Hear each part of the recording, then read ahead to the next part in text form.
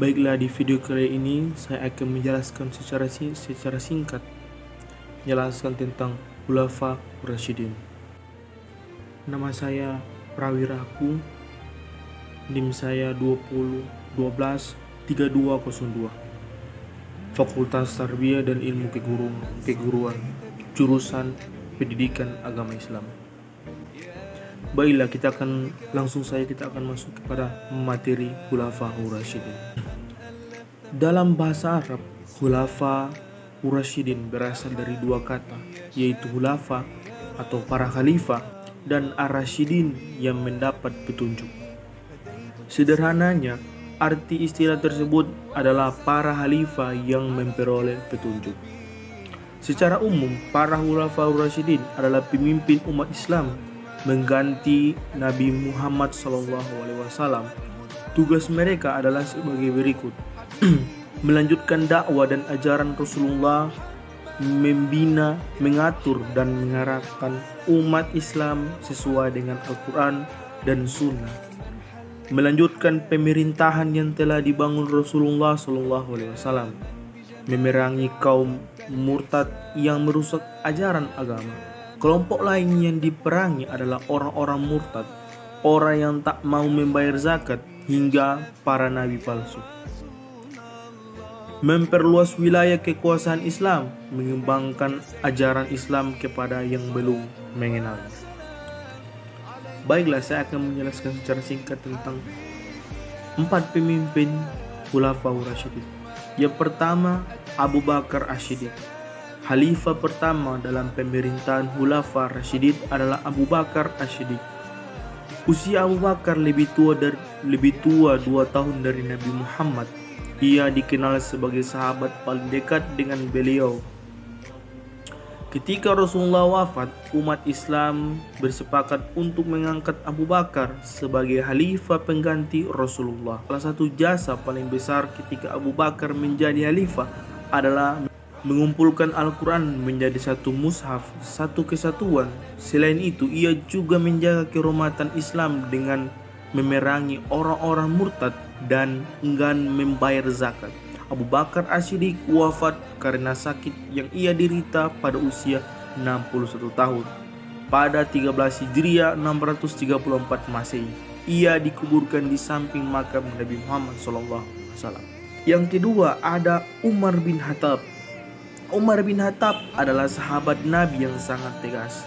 Sebelum masuk Islam, ia adalah penentang Islam paling lantang, sampai kemudian terpukau oleh mukjizat Al-Quran. Keislaman Umar adalah momen yang diharapkan Nabi Muhammad SAW.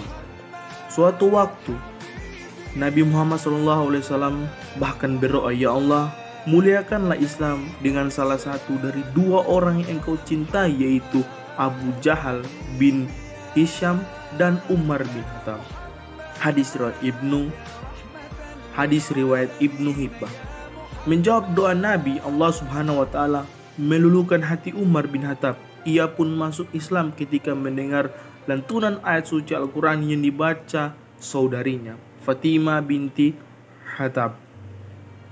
Umar bin Khattab adalah khalifah kedua pengganti Abu Bakar. Umar menjadi khalifah dari 13 sampai 23 Hijriah 634 sampai 644 Masehi.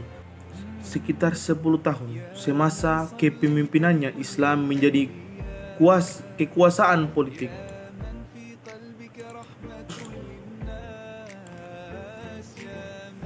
Yang sangat tangguh.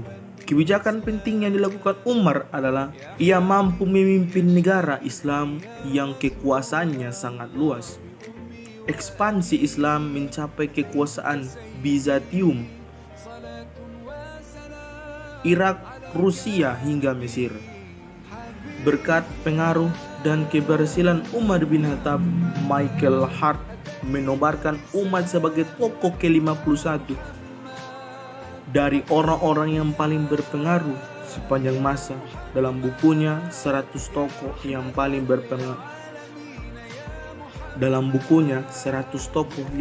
berpengaruh dalam sejarah 1982. Yang ketiga ada Utsman bin Affan. Utsman bin Affan menikah dengan 2 anak perempuan Rasulullah SAW. Ketika Ruqayyah binti Muhammad meninggal, Rasulullah menikahkan Utsman dengan saudarinya, yaitu Ummu Kalsum. Utsman bin Affan memeluk Islam berkat ajaran dari Abu Bakar As-Siddiq. Ia juga termasuk dalam golongan as-sabiqun awalun, orang-orang yang memeluk Islam di masa awal-awal kenabian. Selepas Umar bin Khattab meninggal karena terbunuh, Utsman mengganti perannya sebagai khalifah ketiga dalam kekhalifahan. Salah satu kontribusi paling penting di masa Utsman bin Affan adalah meneruskan dan melengkapi pengumpulan Al-Quran hingga paripurna. Salinan-salinan Al-Quran itu dibuat dan disebarkan di wilayah-wilayah Islam. Di masa pemerintahan Utsman, bangsa Persia juga ditaklukkan hingga selesai. Pada masa khalifah-khalifah sebelumnya, memang sudah dilakukan ekspansi ke sebagian besar wilayah Persia, namun belum benar-benar dituntaskan. Raja Persia yang bernama Yazdirik berhasil mempromosikan para penduduk dan membangkitkan perlawanan terhadap Islam. Namun pemerintahan Utsman bin Affan berhasil menyisir sisa-sisa pengaruh Raja Persia tersebut, serta akhirnya bangsa Persia seutuhnya jatuh ke wilayah kekuasaan Islam. Bukan hanya Persia yang berhasil ditaklukkan, ekspansi Islam juga mencapai Afrika, menaklukkan Romawi hingga mencapai wilayah Turki. Di masa Utsman bin Affan juga armada maritim pertama dalam Islam dibentuk pasukan laut. Itu berperang pertama kali pada pertempuran Dastus Sawari dan pertempuran tiang kapal pada 31 Hijriah yang dikomando oleh Muawiyah bin Abu Sufyan. Dan yang terakhir ada Ali bin Abi Thalib. Ali bin Abi Thalib adalah keponakan Nabi Muhammad. Nama Ali sendiri diberi oleh beliau SAW. Nama aslinya adalah Haidar bin Abi Thalib. Ia termasuk golongan pertama yang memeluk Islam dari kelompok anak-anak. Golongan ini yang pertama kali mengakui bahwa Muhammad SAW adalah utusan Allah dan mereka dijamin masuk surga. Termasuk Ali bin Abi Thalib. Dia di kalangan pemuda Arab, Ali adalah pemuda pandai di masa itu. Amat jarang ada orang yang bisa membaca dan menulis. Termasuk Nabi Muhammad SAW adalah sosok ummi atau buta huruf.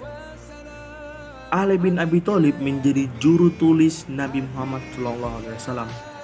Ali seringkali menulis surat yang didekatkan Rasulullah SAW. Karena kepandaiannya, Ali bin Abi Thalib mendapat julukan Babul Ilmu atau gerbang pengetahuan.